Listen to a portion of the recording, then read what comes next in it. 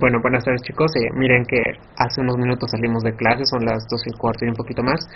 Y bueno, se me estaba pasando por alto, se me estaba olvidando, pues también mostrarles cómo trabajaríamos, resolveríamos nuestro problemita en este softwarecito, lo que es el hidroestados.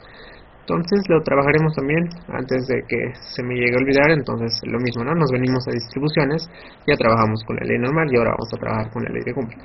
Entonces, antes de trabajar, querer calcular el caudal de diseño en función de un periodo de retorno, calcular las probabilidades para cierto caudal, etcétera, pues necesitamos una serie de datos. Y recuerden ustedes que ya en una clase anterior habíamos dicho, esta es una clase, pues un problemita muy académico, son valores que me estoy inventando, y ahora también trabajemos, ¿no?, con esa idea, perdón, de que es una serie de datos que me llegué a inventar, pero vamos a aceptar que es independiente, de partida vamos a decir que es independiente, y que también vamos a aceptar que se ajusta más a la ley de Gumbel. ¿Ya? En nuestra próxima clase ya vamos a ver si se ajusta o no a la ley de Gumbel o a la ley normal.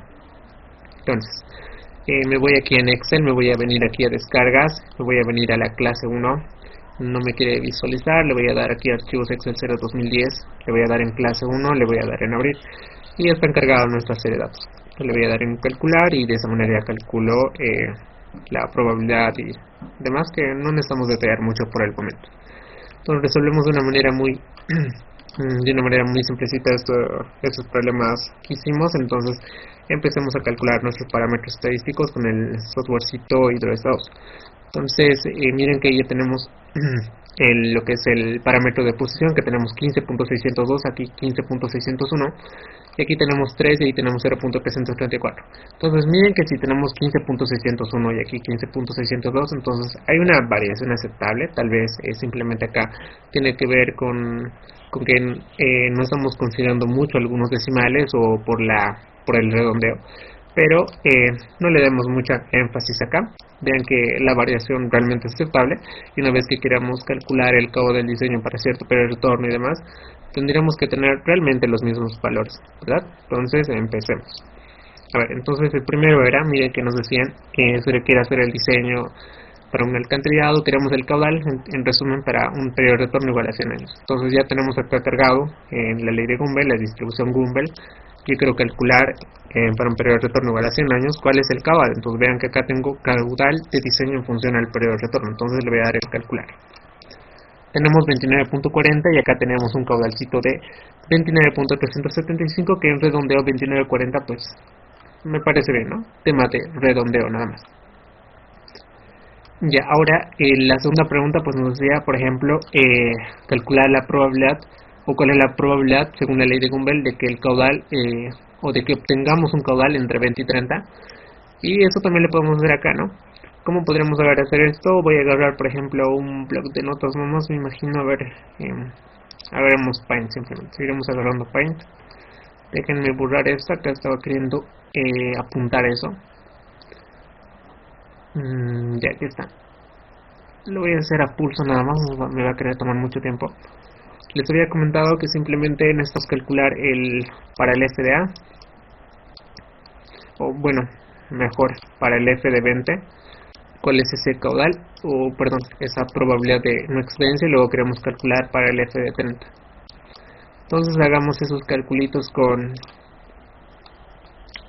el hidroesta. Vámonos acá. Entonces para 20 yo voy a calcular acá, para 20, la probabilidad de no excedencia, y nos da 79.39. entonces si me permiten voy a venirme acá y vamos a poner ahí 79.39. ahora acá teníamos para 30 también el caudal, perdón, tenemos 99.18. entonces déjenme apuntar acá 99, perdonen por esas letras, 99.18.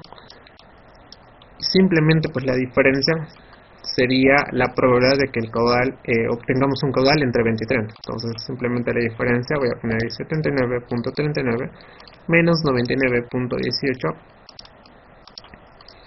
Bueno, en este caso era al revés, ¿no? Pero la idea es la misma, menos 79.39. Tenemos 19.79. entonces para encontrar esa probabilidad, el F de 30 menos F de 20, tenemos ese valorcito que habíamos comentado, que sería 19.38. ¿cuánto era, perdón? 19.79, perdón, 19.79. Entonces de esa manera muy simplecita podemos calcular cuál es ese caudalcito, o perdón, esa probabilidad, teniendo acá de manera gráfica. Es un poquito más asimétrico, ¿no?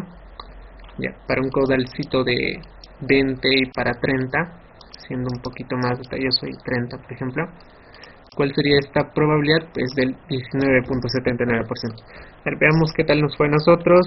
Nosotros tuvimos un valor de 19.8, me imagino que es el redondeo, y de no ser así, la variación realmente es aceptable, ¿no? Está en la décima simplemente. No, realmente es muy aceptable. Ahora, por ejemplo, a ver, veamos por último esto, ya estamos por finalizar. Por ejemplo, acá en la pregunta 3, o bueno, en este caso es la 4, ¿cuál es la probabilidad de tener un caudal mayor a 20?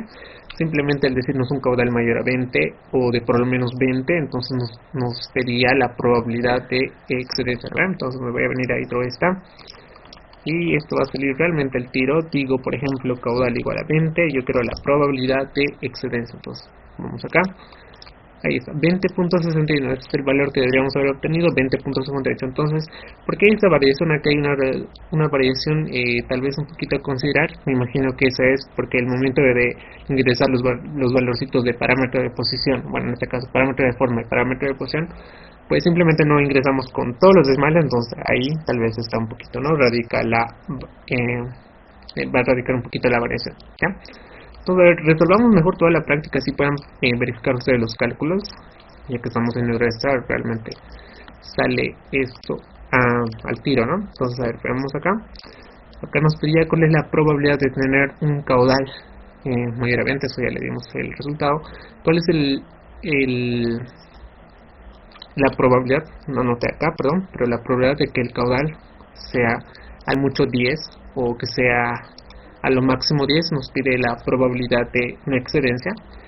Simplemente sería este área, ¿no? Sería el f mayúscula de x, ya no el 1 menos f de x. Nos pide la probabilidad de no excedencia, entonces acá voy a poner para 10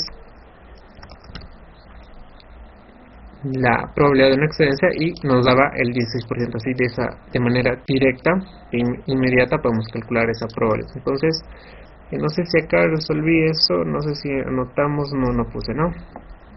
Ahora, déjenme apuntar para que puedan verificarse sus cálculos. Entonces esta era para la pregunta 5.